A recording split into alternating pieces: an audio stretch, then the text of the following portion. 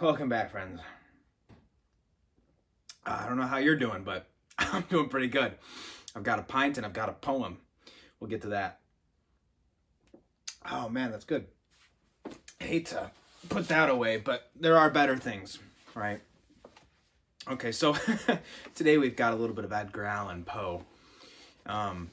He's a wonderful poet, a very deep poet, very melancholy. In fact, he lived a very troubled life. Maybe we'll do a whole episode on Poe and some of his more grisly poems.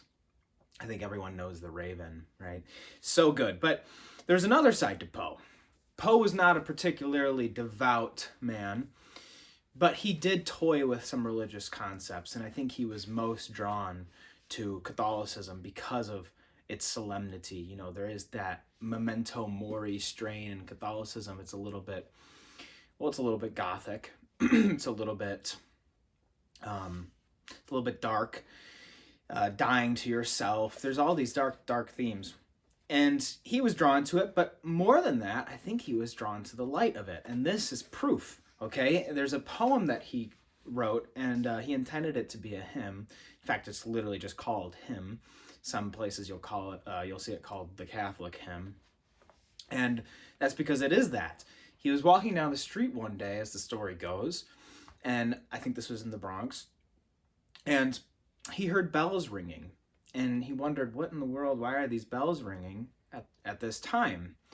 Kind of unusual. So he went into it was a Jesuit parish, went in and inquired about the bells, and a Jesuit informed him that they ring the bells not only at noon when he heard it, but also at 6 a.m. and 6 p.m. And this captivated him, so much so that he sat down and penned this masterpiece. And I'm going to read it to you, and you'll see how beautiful it is, and we'll talk a little bit about why it matters in today's context. At morn, at noon, at twilight dim, Maria, thou hast heard my hymn. In joy and woe, in good and ill, Mother of God, be with me still. When the hours flew brightly by, and not a cloud obscured the sky, my soul, lest it should truant be, thy grace did guide to thine and thee. Now when storms of fate o'ercast darkly my present and my past, let my future radiant shine with sweet hopes of thee and thine. So good. So that poem is about Mary, obviously, Maria. And it's interesting because the reason that the Jesuits rang their bells at 6 at noon, at 6 again, is so that the faithful would remember to pray the Angelus, a wonderful prayer that it's a scriptural prayer. It goes back to Mary's yes, when the angel told her that she would be with child, and she said yes to that. And and so he was composing it sort of as, I think, a heart cry to her. I think this was more than just a mere aesthetic fancy. I think he really did mean to cry out to her, just as people do all over the world when they pray that prayer.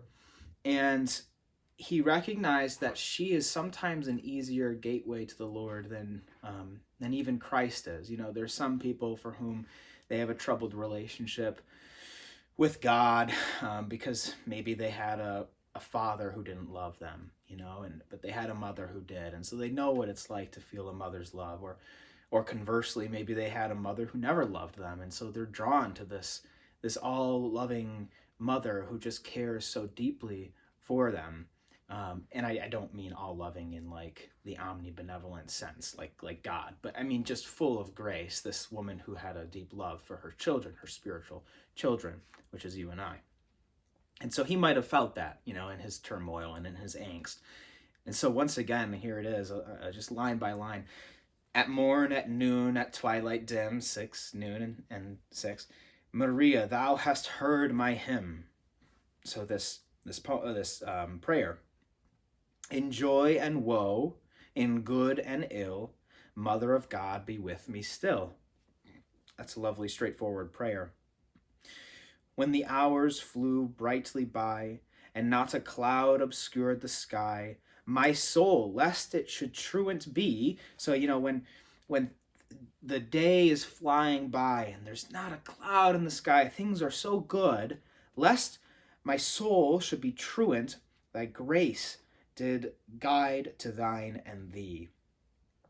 Now when storms of fate, so now it's different. Now when the storms of fate overcast, darkly my present and my past. So he's anxious. What is anxiety? It's looking towards the future and having that anxiety, what's going to happen. And then there's depression, which is feeling sorrowful about what happened in the past.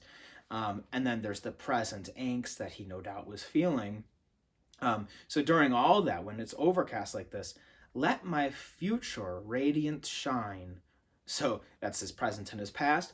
Now his future, let his future radiantly shine with sweet hopes of thee and thine. And he means that. I think that's actually very high theology. He's not just saying, oh, she gives me like a hope because she gives me this warm, fuzzy feeling. She quite literally is our hope, because we hope to become like her, right? She lived a perfect life, totally sinless, full of grace. She grew up with our Lord, so they were joined at the hip, you might say. And our Lord took great pains to have her taken care of, even bestowing her care to the beloved disciple, John, at the foot of the cross, even. It's one of his last words that he ever breathed. That means something. Your dying words mean something, and he took care of his mother in his dying words. And then, of course, she was assumed bodily into heaven, which is our goal too. We want to be with the Lord in body. That happens for us at the resurrection, when we will receive our glorified bodies and be with the Lord. But she's enjoying that right now. And because she is, and because she loves us so much, she's praying for us. And so I think she's praying, he's begging her to pray for him in this poem, just as he is praying this prayer, this long prayer, and indeed the Angelus to her. So it's actually a very rich poem that he wrote. And it's a standalone. I don't think he wrote any others like that, but boy, do I wish he did. So that's a little bit of Poe for you today. I hope you have a fantastic rest of your week, and God bless you all.